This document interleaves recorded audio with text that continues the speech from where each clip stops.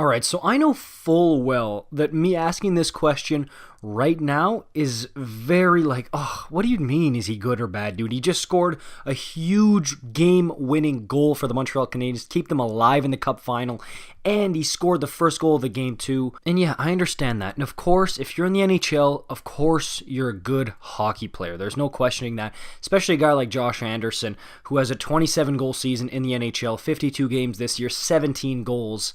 Like, of course he's a good player, when you talk about in the grand scheme of things. But the inconsistency with this guy, and the fact that one game he's Maurice the Rocket Richard, and then the next game he's Casper the Friendly Ghost, like, the inconsistency here is perplexing to me. I've talked to my friends who are Habs fans, notably CA Sports here, and it's like, he said that he's such a weird player. Because you don't know, is he a star? Is he a flop?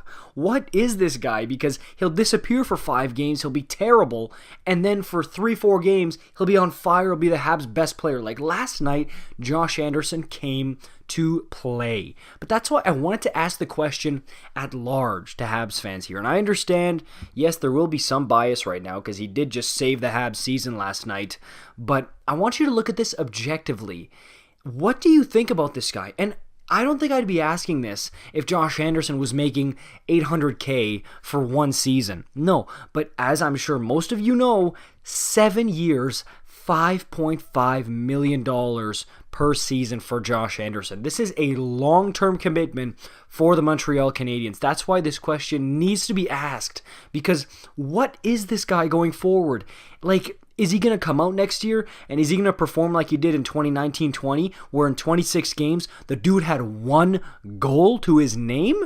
Or is he going to be the season before that, 2018-19, where in 82 games he was healthy and he scored 27 goals? So it's just a very weird predicament here. And we know the hockey sense, it's not there for Josh Anderson, okay? This guy is a pure Neanderthal of a hockey player. I don't mean that as an insult. That's a good thing. He's a power forward. That's what he does. His game is put your head down, get those boots going, get those wheels in motion, and drop the shoulder, get to the front of the net, try to make a play, and hit, and then hit some more. That's Josh Anderson's game. But you look at the point totals and like, dude, even this season, 21 playoff games, 5 goals, 1 assist. And in the regular season, yeah, he had 17 goals like I mentioned, but also only 7 assists. So, look, he's not a passer. He's no Nicholas Backstrom out there, okay? So that's one thing that you can't expect him to be, like Nick Suzuki. Nick Suzuki, the brain for Nick Suzuki. You guys have heard me talk about this so many times.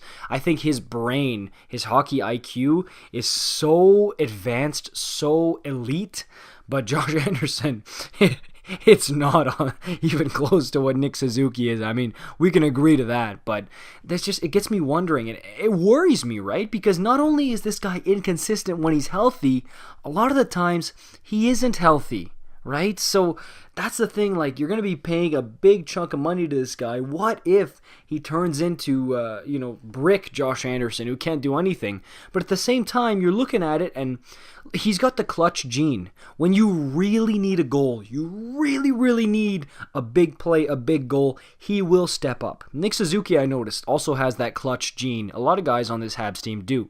But again, I've seen so many players on so many teams fold like a cheap tent when it's go time, okay? Like, okay, look, the season's on the line, or look, our playoff spot's on the line here, we need a big performance. I've seen so many guys fold and kind of step back when it's that big moment. Josh Anderson does not do that, and that is so valuable here. So again, that's why I'm asking, what are you, Josh Anderson? Give me a definitive, consistent answer here. What are you? But yeah, I mean, if you ask me, I think it's a flash in the pan type thing. I don't think he should be making anywhere near $5.5 million for 7 years. I think that's a very risky contract, and it's not going to look good, I don't think, in the future there.